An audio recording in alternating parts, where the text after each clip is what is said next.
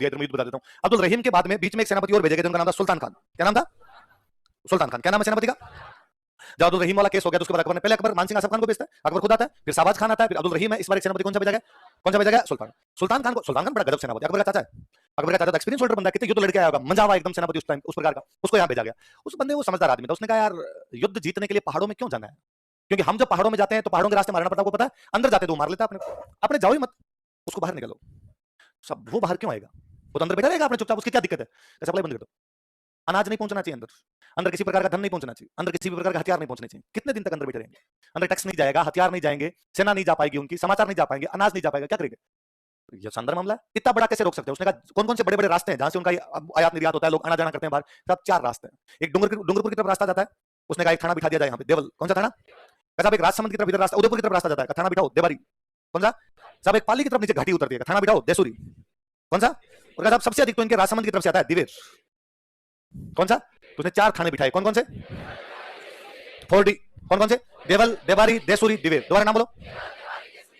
उसने कहा सबसे अधिक कहां से हो रहा है? दिवेर। कहां से हो रहा है? मैं यहां खुद बैठा हूं। और वाकई उसने हालत टाइट कर दी। यार आप जब सप्लाई कर जाएगी, आप लड़ोगे कैसे? लड़ने के लिए धन तो चाहिए, लड़ने के लिए हथियार तो चाहिए, खाएंगे तो सही अनाज, तो घोड़ों के लिए दाना तो चाहिए, आएगा कहां से आपके पास में? आपकी सप्लाई नहीं हो रही। जो जो बड़े बड़े रास्ते रास्ते कटा, तो सुल्तान खान रास्ते कट करके बैठ गया। उन दिनों में दशहरा आया। क्या आया? हथियारों की पूजा किया करते थे। हथियारों की पूजा करने के बाद अपने था कि तलवार यदि म्यान से बाहर निकले तो अंदर तभी जाए जब उसमें खून लगे। बिना खून लगे तलवार अंदर जानी नहीं। इसलिए दशहरे पर अपने युद्ध किए जाते हैं, युद्धों को बोलते टीका तोड़। क्या बोलते थे? मारना पड़ता। हथियारों की पूजा करते हैं, हथियारों की पूजा करने के बाद अपने मंत्रियों संतरियों से बातचीत करते हैं कि अब हमें क्या करना चाहिए, ये टीका तोड़ कहां करवाएं? ऐसा मामला तो टफ है इस बार, चारों तरफ से घिरे बैठे हैं, कुछ ना कुछ तो करना पड़ेगा, कोई रास्ता तो खुलवाना पड़ेगा, वरना आपने तो बाहर नहीं निकल पा रहे, अंदर मरेंगे। तो क्या किया जाए? और वो अंदर आ ही नहीं रहा, या तो उसको अंदर आने के लिए विवश किया जाए, या आपने कोई रास्ता खोला जाए। अपने रास्ता खोलेंगे तब उन पे और कहीं से अटैक करेंगे तो वो अंदर आएंगे, वरना वो अंदर क्यों आएंगे? तो कहां अटैक करें? तो साथ वालों का सब देवल पे कर लेते हैं, सेना कम है उनकी, इधर वाला रास्ता खोल लेंगे डूंगरपुर वाला। किसी का देवारी वाला कर लेते हैं ताकि उदयपुर वाला रास्ता खुल जाए अपना। किसी का देसूरी वाला खोलते हैं ताकि पाली वाली घाटी खुले, मारवाड़ से कोई सहायता ले। और सबसे अच्छा रास्ता कौन सा था? क्योंकि पूरा जो व्यापार वाला ट्रेड हुआ करता, कौन से रास्ते से था? मारना पड़ता। अपने क्यों ना दिवेर खोला जाए। दिवेर में सेना ज्यादा है उनकी, दिवेर में सुल्तान खान खुद बैठा है, दिवेर में रिस्क ज्यादा है। मारना पड़ता। हमने कहा रिस्क है तो इसलिए अटैक कहां करेंगे? 1582 कब की बात है? 36,000 मुगल सरेंडर करते हैं, या तो मार दिया था या सबको सरेंडर करवाया था। दिवेर मेवाड़ का मैराथन है। दिवेर क्या मेवाड़ का?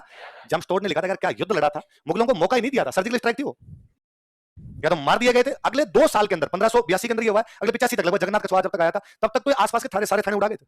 सुल्तान खान को अमर सिंह भला मारता है, उसके आर पार निकाल देता है। अरे सुल्तान खान जब मरने वाला था लास्ट में तो मारना पड़ता, वो घायल पड़ा था, मारना पड़ता, उसके पास जाते हैं, उसको जाकर अंतिम इच्छा, तुम सेनापति हो, दुश्मन के सेनापति हो, कोई तुम्हारी अंतिम इच्छा हो तो बताओ।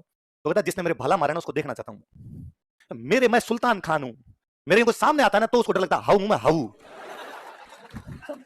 मेरे को भला मारा है तो मरने वाला था तो मारना पड़ता। वो लगा पास में कोई फौजी खड़ा था, उसको ये था, ये अमर सिंह ने मारा था। अमर सिंह कैंप में बैठा था कि अमर सिंह को बुलाएंगे तब तक बाबरा मर जाएगा, इसको दिखा देते हैं, तो ये मारा था। तो मुस्कुरा कहता है इसको तो मैं अभी भी मार दूं। इसकी इतनी औकात नहीं। जब मैंने उस लड़के की आंखें देखी थी, उसकी आंखों में अलग अग्नि थी, तो मारना पड़ता बुलाते हैं, और मारना पड़ता अमर सिंह बुला कहते हैं मेरे वाला ही है। उसने कहा थू योग्य पिता के योग्य पुत्र हो। मारना पड़ता अमर सिंह को गंगा जल देते हैं कि सुल्तान खान को गंगा जल पिलाओ। मरता हुआ आदमी गंगा जल पी के जाए ठीक रहे, उसकी आंखें बंद हो जाती है, धड़कनें कम पड़ने लगती है, मर नहीं रहा वो धीरे धीरे। अब आपके भला वो अंदर घुसा हुआ है तो खून धीरे धीरे निकले। एक स्थिति मर सकते हो जब आपका पूरा खून निकलेगा तभी मरोगे, पर उसमें टाइम लगेगा। दूसरा ये क्या भला खींच के बाहर निकल गया तो भला खींचा जाएगा, मर तो वैसे ही रहे हो, एक झटके के अंदर आप मर जाओगे। तो मारना पड़ता अमर सिंह कहते हैं भाई मरने वाला दुख पा रहा है बेचारा, मुक्ति दो इसको, भला खींच लिया जाए। तो वो इतना मोटा था कि अमर सिंह ने भला डाल तो दिया था, वो निकले नहीं। तब तो युद्ध में तेजी के अंदर होता है, भला अंदर चला गया, अब उसकी हड्डियों में झगड़ा हो, भला नहीं निकले उसके। फिर अमर सिंह उसके दोनों पैरों पर अपने दोनों पैर लगा के खड़ा होता है, फिर भला खींचता है। वो डाकी सुल्तान खान को कौन से युद्ध में मारा गया था? कौन मार देता है? किसका बेटा है? हमने बचपन से कहानियां सुनी कि घास की रोटी खाता था। ये भारत का इतिहास है। मुझे लगता है घास की रोटी का पालक पराठा खाया होगा उसने अपने बारे में। घास की रोटी राजा का बेटा था यार। तो अमर सिंह कौन सा युद्ध जितवाता है? दिवेर। इस युद्ध को क्या कहते हैं? मेवाड़ का मैराथन। तो मेवाड़ की थर्मोपोली कौन सा युद्ध है? और मेवाड़ का मैराथन। इन दिनों में जब महाराणा प्रताप लड़ रहे थे, उनके पास एक बंदे आते हैं, उनका नाम है भमासा। क्या नाम है? एक गांव में उनसे मिलते हैं, उस गांव का नाम था चूलिया।